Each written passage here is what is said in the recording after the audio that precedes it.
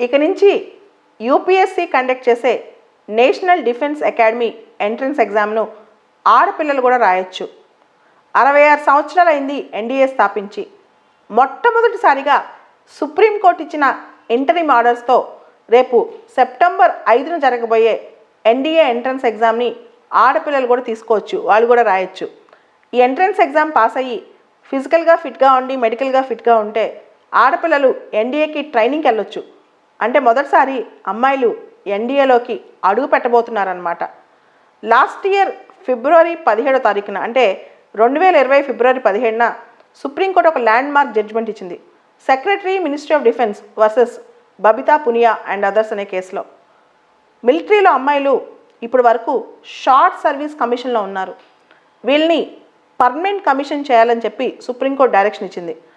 అన్ని ఫోర్సెస్లో, armed ఫోర్సెస్లో women permanent commission అవ్వచ్చు అని చెప్పి ఈ డైరెక్షన్లో ఉందన్నమాట. యాక్చువల్గా భారతదేశంలో మహిళలు మిలిటరీలో ఎలాంటి పాత్ర పోషించారు, ఎప్పటి నుంచి ఉన్నారని చూస్తే ముందుగా దాదాపు 130-140 సంవత్సరాల క్రితం 1888 ఆ టైం నుంచి ఉమెన్ నాన్ మిలిటరీ ఫోర్సెస్ అంటే మిలిటరీలో ఉంటూ కంబాట్ ఫోర్సెస్ కానీ మిలిటరీకి సంబంధించిన ఫోర్సెస్లో కాకుండా medical and nursing service, Indian మిలిటరీలో మెడికల్ అండ్ నర్సింగ్ సర్వీసెస్లో అమ్మాయిలు ఎంటర్ అయ్యారు. ఈ నాన్ మెడికల్ సర్వీసెస్ అనేవి 1992 నుంచి స్టార్ట్ అయ్యాయి. అంటే భారతదేశం మిలిటరీలో అమ్మాయిలు కేవలం నర్సింగ్ కానీ మెడికల్ కానీ ఈ సర్వీస్ కాకుండా యాక్చువల్గా మిలిటరీలో వాళ్ళ రోల్ అనేది 1992లో స్టార్ట్ అయింది. అప్పటి నుంచి వాళ్ళని అలౌ చేస్తున్నారు. అదంతా షార్ట్ సర్వీస్ అన్నమాట. అయితే ఫస్ట్ టైం 2015లో ఇండియన్ ఎయిర్ ఫోర్స్ వాళ్ళు అమ్మాయిల్ని కాంబాట్ ఫోర్సెస్లోకి తీసుకున్నారు. అంటే వాళ్ళు కూడా యుద్ధాలు చేయొచ్చు అనమాట. ఎయిర్ ఫోర్స్ వాళ్ళు తీసుకున్నారు. అయితే స్ట్రిక్ట్గా ఆర్మడ్ ఫోర్సెస్లో ఇంకా అమ్మాయిల్ని కాంబాట్ ఫోర్సెస్లోకి తీసుకున్న ఉదంతాలు అయితే లేవు. అయితే లాస్ట్ ఇయర్ సుప్రీంకోర్టు చెప్పింది అమ్మాయిల్ని పర్మనెంట్ కమిషన్ చేయొచ్చు అని చెప్పి. అయితే ఇంతవరకు ఎన్డీఏ ఎంట్రన్స్ ఎగ్జామ్లో అమ్మాయిల్ని తీసుకోలేదు.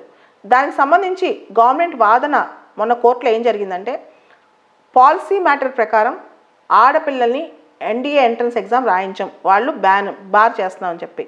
అప్పుడు సుప్రీంకోర్టు క్వశ్చన్ చేసింది, ఏంటి మీ మైండ్ సెట్ ఇంకా మారదా, గవర్నమెంట్ మైండ్ సెట్ మారాలి, అమ్మాయిలను కూడా టోకెనిజం కేవలం ఏదో సింబాలిక్గా అమ్మాయిలు కొంతమంది తీసుకోవడం కాదు, నిజంగా ఆడపిల్లల్ని మిలిటరీ ఫోర్సెస్లోకి తీసుకోవాలని చెప్పి సుప్రీంకోర్టు చెప్పింది. ఇది కేవలం ఇంటరిమ్ ఆర్డరే, పూర్తి జడ్జిమెంట్ కోసం ఇంకా కొంతకాలం మనం వెయిట్ చేయాలి. అయితే ఈ ఆడపిల్లలు మిలిటరీ రోల్లో ఎంతవరకు ఉంది మనందరికీ తెలుసు. ఎన్డీఏలో ఇప్పుడు అమ్మాయిలు ఎంటర్ అవుతే వాళ్ళకి సపరేట్ కరికులం, వాళ్ళకి సపరేట్ షెడ్యూల్, వాళ్ళకి సపరేట్ స్క్వాడ్రన్, వాళ్ళకి సపరేట్ ట్రైనింగ్ మాడ్యూల్స్ ఇవన్నీ పెట్టాలి. ఇంతవరకు ఎన్డీఏలో అలాంటి ఇన్ఫ్రాస్ట్రక్చర్ లేదంట, ఇప్పుడు అది తయారు చేయాలి. ఇంకొకటి ఆడపిల్లల్ని మిలిటరీలో ఎందుకు అని క్వశ్చన్ చేసేవాళ్ళు ఒక మాట అంటున్నారు, నేషనల్ సెక్యూరిటీ అనేది చాలా ఇంపార్టెంట్. దీనిలో social reforms, social transformation, social targets, social engineering ఇవన్నీ ఎందుకు అంటే నేషనల్ సెక్యూరిటీ పరంగా ఉన్నప్పుడు కేవలం ఉమెన్ ఈక్వాలిటీ గురించి మీరు మాట్లాడదు అంటున్నారు. అయితే నిన్న కేసు వాదించిన లాయర్లు మాత్రం article 14, article 15, article 16 and article 19 అమ్మాయిలు కనుక ఎన్డీఏ ఎంట్రన్స్ ఎగ్జామ్ రాయించకపోతే ఈ ఆర్టికల్స్ అన్ని వయోలేట్ చేసినట్టే, అమ్మాయిలకి సమానమైన అవకాశాలు మీరు ఇవ్వట్లేదని చెప్పి క్వశ్చన్ చేశారనమాట.